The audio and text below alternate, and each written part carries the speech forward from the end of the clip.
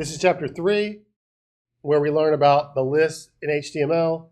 Lists are simple, but they're actually quite commonly used in HTML because we would like to capture the idea that this content isn't just like paragraphs. It really is a list of things. And lists are our friend because it's a lot easier to scan a bulleted list of things than it is to read paragraphs. Am I right? And one thing that I want you to take away from this class is people on the web don't read. They skim. They scan. So because that is the fact, you've got to make your content scannable. Lists are one way of doing that. There are 3 types of lists defined in HTML, and nobody uses one of them. So there are ordered lists, like this, where there's a numbered list. There are unordered lists that would be bullet pointed. And there are definition lists, which no one uses at all. But they do exist, and it's a fun little thing to learn. There could be reasons to use them. I just never see anybody use them. The idea of a definition list is it's a list of definitions where each definition has 2 parts. All right, let's see the markup for these. The ordered list looks like this. OL on the outside, LIs, list items on the inside. And because it's an OL, it's going to be rendered as numbers. So when this renders in your browser, without you having to type 1 point, 2 point, 3 point, the browser just does it for you because they're list items, which is cool, right? Like, I don't want to number stuff because I'll miss one or I might miscount. So this is nice. This is an ordered list, OL. So if you have content that really does have an order, then this is probably the appropriate markup to use. The other kind of list is an unordered list, which is like a bulleted list, but it doesn't have to have bullets. If it really is like a list of things and there's not like a really intrinsic order, then this is still an appropriate markup to use. A lot of times, people will put the navigation items, like if you have a nav bar across the top of a site, which most sites have. Can you imagine that? Nav bar, you've got like home, contact, about, products, services. That will be a set of links that the links are list items in an unordered list. More on that later, but I just want to emphasize this is probably the most used list on the web because of that. So when this gets rendered, there's bullets by default. And if you have navigation items, you take off the bullets because you don't want them to have bullets. You want it to look different, but deep down you see how that is a list of links. Okay. What are they making?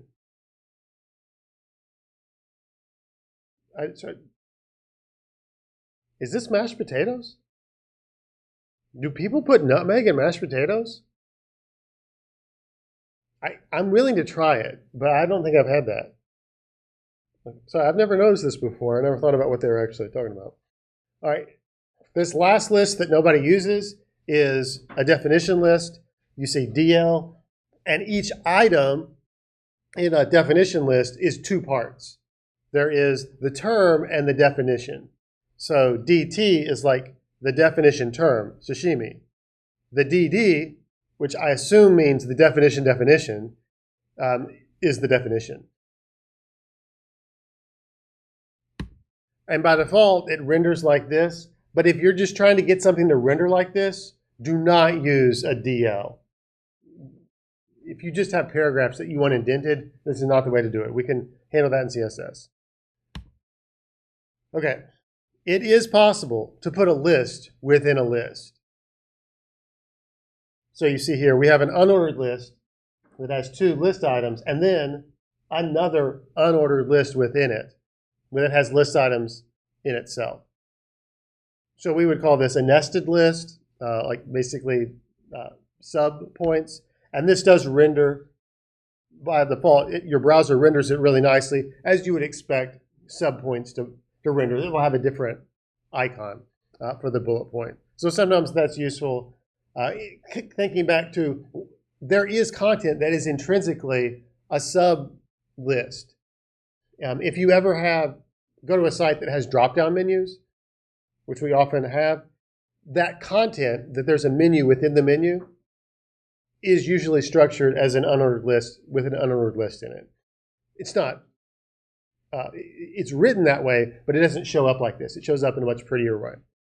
So that really is used. So we've seen that there are 3 types of lists: ordered, meaning they have numbers; unordered, meaning they have bullets; and definition, which no one cares about. I already said that. I think I said that too.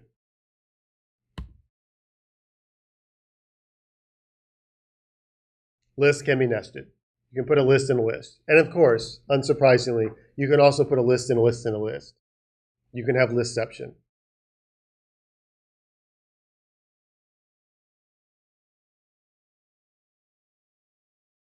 We're good? You fill in the list. All right. I think that in between last time and this time, I gave you an assignment, homework 1, stylistic trends. We talked about it a little last time. Yes? And then I shared this with you. Is everybody able to see this Google Doc that was in the link? I just strongly prefer to write up my assignments as Google Docs than Canvas things. Canvas is annoying to me. All right, so this first homework assignment, you are making a set of Google Slides. I am very opinionated about Google Slides and slides in general. The main way that we use slides, I think, is as a visual representation of a set of content. And because of that, I don't want to use slides as a document where you just dump a bunch of text. Moreover, I think it is absolutely always better to have more slides with less information on each slide. So each slide is just like, blam, this is one thing you're taking in, not 14 things you're trying to decipher and figure out what to take in. And I know that I've broken that rule many times as a teacher, and I'm certain you've been in many classes with teachers who broke that rule, and sermons and other things. Anyway, I'm saying live that out. So we're going to have a lot of slides in here because you're going to find 7 trends. So the trend might be big, bold fonts. The trend might be, I don't know, pastel colors. I don't think that's a real trend right now, but some color scheme may be. So the trend has some name. You may find that name through your research. Maybe there's different names for the same thing. I'm okay for you to give it your own name if you feel like you can describe it succinctly and clearly. I also want for every trend 3 examples of sites that have that as are using that trend. When you do the research, usually they have examples. So it's not like your research is going to help you find these. And in the presenter's notes are those, it's a box at the bottom. I'll show you. Let's make a blank presentation.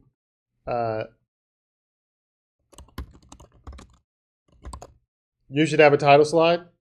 You should have a conclusion slide. You should put your name in it. I think it might be nice if it looked better than this white on black. So whether that's using one of their built-in templates or finding one elsewhere or making one on your own. I'm also a fan of minimalistic. Minimalism is cool. It's safer to me to be minimal because then you don't get in the way. But the white to me just sort of feels lazy. But I don't judge you. White could still be better than a really bad design. So I'm saying you're going to have a trend name. And these are the speaker notes down here. You guys have speaker notes? And I think just a 1-sentence description. I would love it to be in your own words to show me that you kind of understand. A lot of times people, like I definitely don't want you to just copy paste off a website. You might copy the trend name, but don't copy paste their paragraph that explains what the trend is. Like that doesn't help you learn anything. Are you with me? And I don't need it to be long. One sentence just summarizing what the trend, how you interpret the trend to mean. Like, this is a trend where part of the website moves in a funky way versus the rest of the website. That's not highly technical, but to me it's like, okay, you get it. That's parallax scrolling. I want then 3 examples of the trend. I guess if it were me, I would come in here and say, like, use one of these layouts that's like main point or section header. You with me? Because to me, this is more enjoyable. I don't want to have, like, I do not want your trend name and 3 examples all on one slide. Because then I can't see the 3 examples. It's all, well, I'll put it together. I can do this. I can scroll. I'm saying it doesn't cost me much, and it makes it mentally easier. And that's kind of, to me, a theme of web design, is make it easier on your users so they don't have to think to take in your content. So trend name, and then screenshot 1, screenshot 2, screenshot 3. Does that make sense? In my document, I tell you how to take a screenshot. I guess I've got some videos as well. There are programs that make this easy, and there's just built-in stuff that works. How many Mac people do I have? Mac people? Okay, so that's like maybe half of us. So for on Mac, just the built-in way, you don't even need any programs. If you press Command, Shift, and 4, then you're in screenshot mode. And do you see my cursor turns into this little crosshairs? This is Mac only. I'm talking to my Mac people. And then you can click and drag and take a screenshot like that. And the screenshot will only be whatever I just dragged over. That's Command Shift 4. What's probably more useful to me is if you do Command Shift 4 and then press spacebar, it goes into this mode and it is going to try to take a screenshot of just one window. So if I were to like, okay, I guess I needed the window open. If I just wanted to take it of this window, Command Shift 4 space, you see it turns blue, so you can tell I'm just getting this window. So that's one way to do it on Mac.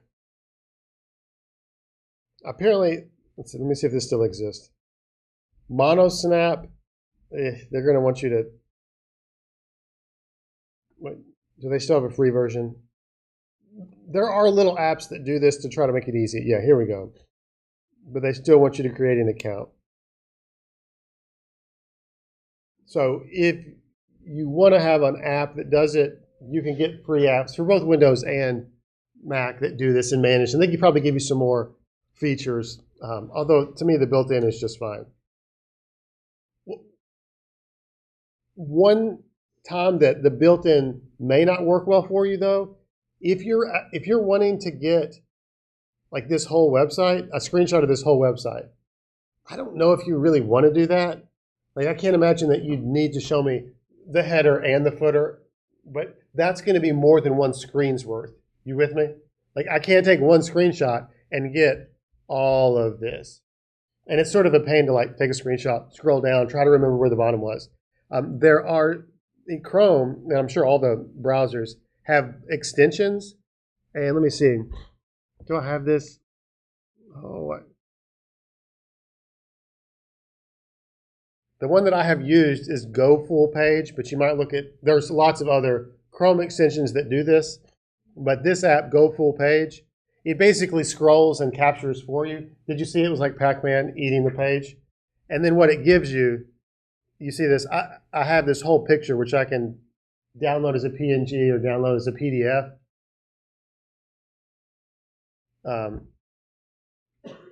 And now I actually have the whole page and it's scrolled and it just put it all in one image. Does that make sense? Occasionally it's useful to do this. I don't think it's as useful for this assignment because usually you're honing in on what is the thing, the trend that's at play. Does that make sense? I'm giving you more than your money's worth here. This is more options than you need. But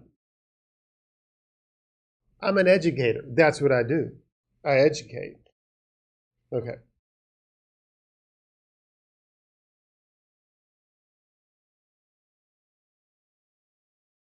How do you Windows people have ways that you already know how to do this that you'd like to share? Which snipping tool built in. snipping It's tool basically the same thing. Command.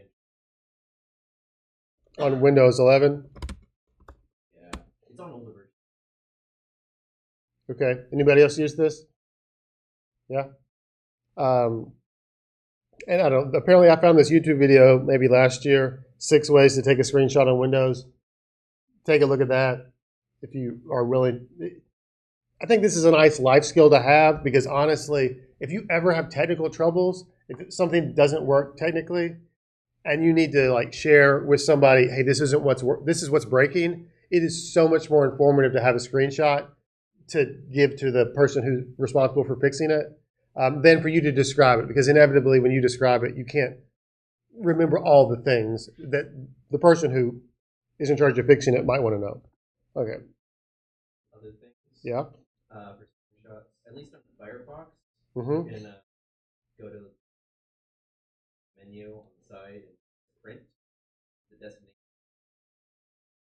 I'm not sure if that works. Yeah, that's a good call. Yeah. Also, right click on it and click the save. In Firefox? Nice. Okay. I don't think Chrome does that. And right click on it. Oh, like this? No. What do you mean page itself? Like this is the page, man, isn't it? In the middle of the screen where all This. Yeah, well, Google Docs is going to take over yeah. that. Like basic. Okay. So there's a lot of ways of taking a screenshot. Chat around with a student, with your peers, or me, if you don't like the ways that you've found. But this is a fine life skill. Once you take that screenshot, then you're going to bring it in. And you can say here, insert image from computer.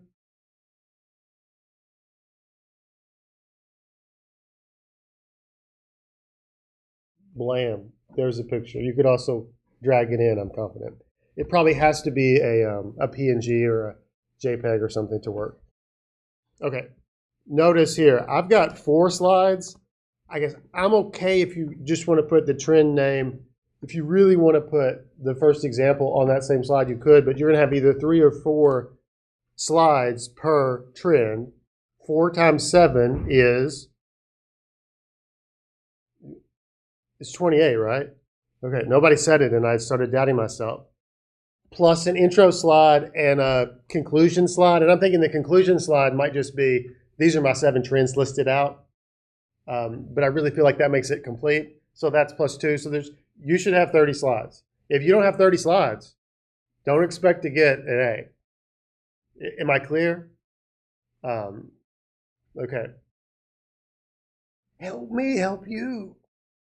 I hate to be so prescriptive, but I just think every year somebody turns it in and they're like, no, I'll just put everything on one slide. Like, just all of it.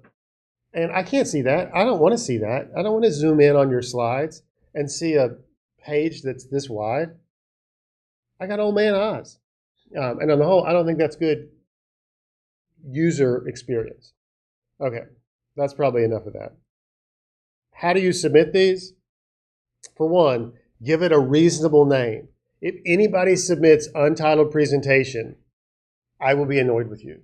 Okay, that might or might not affect your grade, but right here, upper left, by default, it's going to try to take whatever you put in the title slide. Did I tell you to name this something? Sometimes I do that and sometimes I don't. If I were you, I would name it something like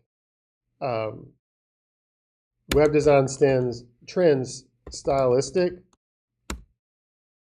and put your name just to make it super clear. I don't want to give your grade to the wrong person. So put your name here, put your name in here. I probably am not going to make that mistake because it'll be, in Canvas the way it is. But just saying, take credit for your stuff. Make it really clear whose it is.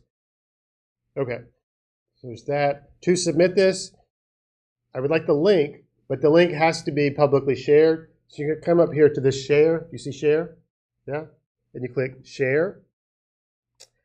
There's two options of how to do this, but what I would prefer is take this from restricted to anyone with link. And when you make it anyone with link, then you can just send me the link and I can see it. And I would really like to at least have comment access. So I could leave a question on the slide and say, this is funky, or this is not a good example, or this is an amazing example. You're an amazing human being. Does that make sense?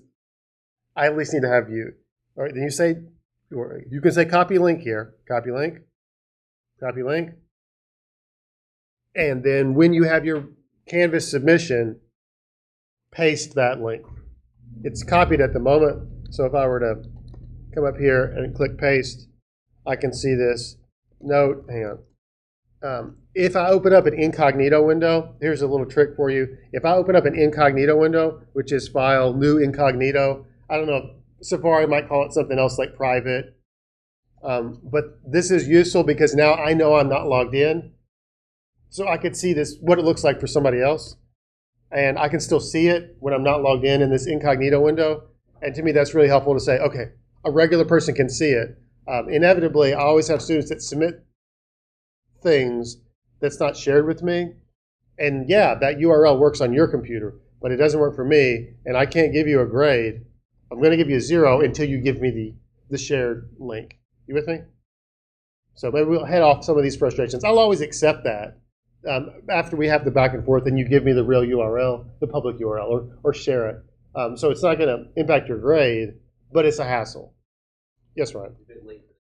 Speaking of taking credit, you just sources, websites, images. Yes, I do want you to actually. Actually, that's a good point. It would be more academically appropriate if after your conclusion slide, if you basically had a sources slide. I would just love to see what external articles did you use. Just paste in the links on the slide. So that really, good call on that. But also, when you take a picture of this particular trend, so let's look at an amazing website, really one of the best ones on the internet, the fhu.edu computer science webpage. It's really incredible. If you were to be like, this is an example of, I don't know, maybe this button. You see these buttons? They have this interesting, they underline it in a different color. Maybe, I don't know if this is trendy, but it could be. Then take the URL. Sorry, too many windows.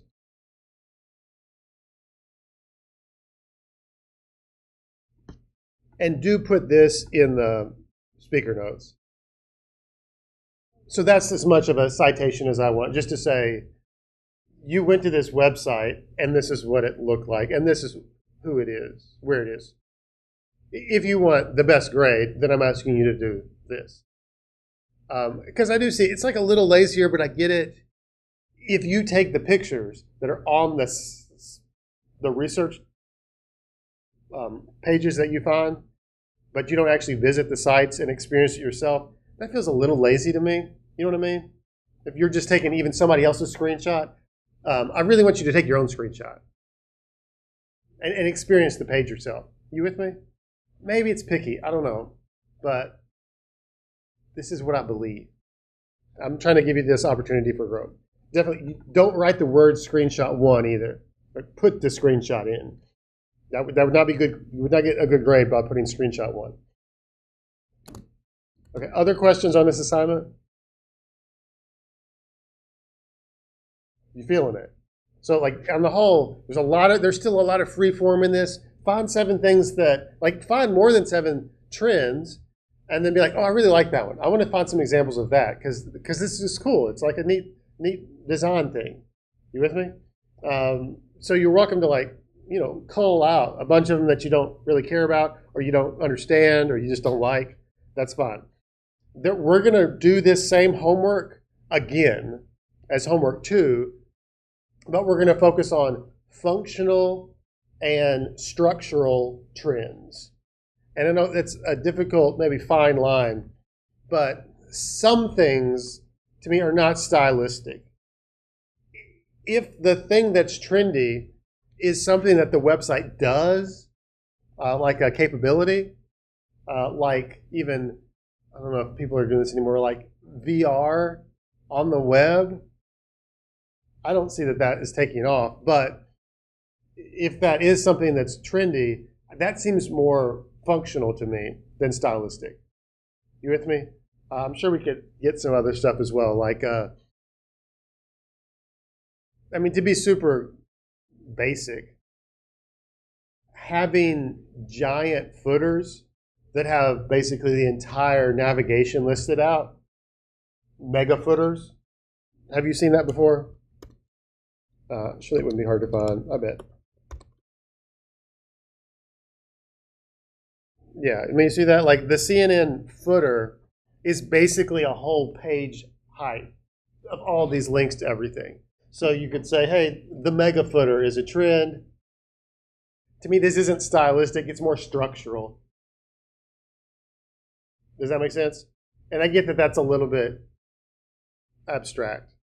But I really am looking at more of the design, which is more of a visual, artistic, it looks this way, it feels this way, not it does a thing or it has a particular structural element. So we're good? Is that making sense? Okay. For Monday. Monday? That's the next time we're going to be together, unless we all get the flu. I would like you to read the next chapter, which is chapter 4. Read chapter 4, and you can expect a Kahoot. I think chapter 4 is about links, and links are really important on the web. They're sort of the thing that makes the web, is that there are links. So this is really important, and it is some markup that you just need to memorize. And it's a little bit more complex markup than we've had in these other things. So read that chapter. I think I made this homework due in about a week. Is that right? Did anybody? 8. Oh, that's not even till next month. You don't even have to worry about it. So that's the way my brain works. I'm like, oh, yeah, that's next month. I won't think about that. And then all of a sudden it's next month because next month is tomorrow. So 8 is Saturday. So I went ahead and gave you like a week and a day so you could work on next Saturday as well. For most of my assignments, I make them due at 11:59 p.m. So that's the 11:59 that happens at the last moment in the day, right? Like right before midnight. So make sure you get that in. These assignments in particular, you need to submit the link that's a shareable link before 11:59 p.m. or you might get non-credit after 12 hours of being late. Little life hack though, for this assignment, you're submitting a URL to what's essentially a website. Google Slides is a website.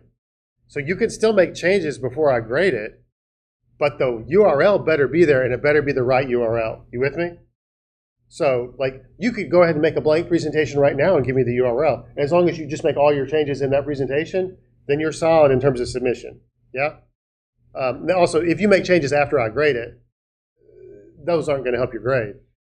But you can make changes up to that since it's a live website. Yeah? Okay, I'm trying to give you all the power. I hope it's a really good weekend. I hope that y'all can stay well and avoid sick roommates. I hope you make good choices. And I look forward to seeing you on Monday. Go team.